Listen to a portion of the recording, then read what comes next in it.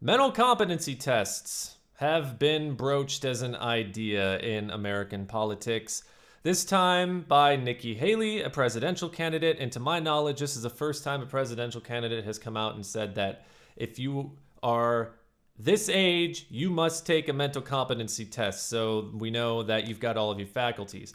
Of course, she pointed directly at Joe Biden in her speech and did not mention Donald Trump, who, like, are you serious? So a mental competency test for this guy, but not for the guy who showed very clear signs of mental instability for all 4 years of his presidency. Okay, yeah, and I understand it might not be so politically advantageous for her to go after Trump with something like that, but, I thought it was Democrats who were the spineless ones. Have a spine, Nikki Haley, and try to find a brain of your own while you're at it too, because I don't understand how a 51-year-old can claim whether directly or indirectly, can claim superiority, ideological superiority over older politicians when she holds the same old ass ideas that have stagnated the United States for the longest time, for decades. What does it matter? Nikki Haley's 51 years old, but if all of her ideas are old, then she may as well be old. And that's all that really fucking matters. The ideas, the issues, and Republicans don't care about the issues. They care about their stupid fucking culture wars. They couldn't really, honestly, I'm sure, give a shit less about how old their politicians are, and they proved that conclusively when they elected Donald Trump, a guy who's not only really old, but really fucking deranged. Okay? Like, there's no way you can convince me that Donald Trump is not deranged in some way, shape, or form. And my evidence? Go and watch the tape. He had 4 years as the most prominent politician in the world. You can find a couple of things on your own, I'm sure. It's the ideas that matter. And I get that the optics of having a bunch of old people in your political system are not so good when you've got a lot of young people who are struggling. But Bernie Sanders is an example of an older politician who can connect with the youth. And he proved it in 2016, and he tried to in 2020. But guess who wouldn't let him?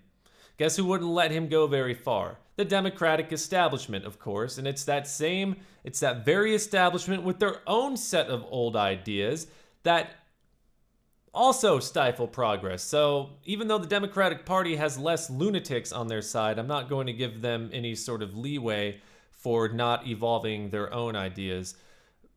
It's just for the simple fact that they're the only party that cares about the issues that people face, that workers face, that the poor face, that the marginalized and the disenfranchised face. The Democratic Party are always the ones going to bat for them. The Republican Party are always the ones with the ideas that keep not pushing the United States forward in the world, but dragging them back even further. They don't want health care. They don't want abortion access, which is just fucking medieval. Absolutely medieval. Basically anything that has anything to do with learning about inclusivity, learning about multiculturalism is under this woke banner now. And like, if you're willing to make yourself look that stupid as a politician and just claim all that stuff is wokeness and has no place in American society, the great melting pot as I guess it used to be, then maybe it's not the ages we need to be focusing on. It's not the ages we need to be focusing on. It's your fucking shitty ideas. If you're 75 years old and your ideas and your policies and the laws that you introduce to the Senate floor, if they go to make things move in a progressive direction, I don't give a shit how old you are. Because there are people, and Nikki Haley doesn't want to admit this, or maybe she just doesn't know this, and the Republican Party doesn't want to admit this or doesn't know this, but there are people in politics right now who are considered senior citizens who can connect with the youth and who do understand the things that they go through. And they even understand what the elderly goes through, because the Republican Party doesn't even give a shit about the elderly. The Republican Party doesn't give a shit about the youth, and they don't give a shit about old people. Always trying to privatize Social Security, dismantle Medicare. Hell, The Republican Party's demigod, Ronald Reagan, back in 1964, one of the main reasons he switched to the Republican Party and then subsequently went on to ruin America was because of Medicare and Social Security. He saw those things as welfare, just free money that we're just blowing on the old people, and fuck them.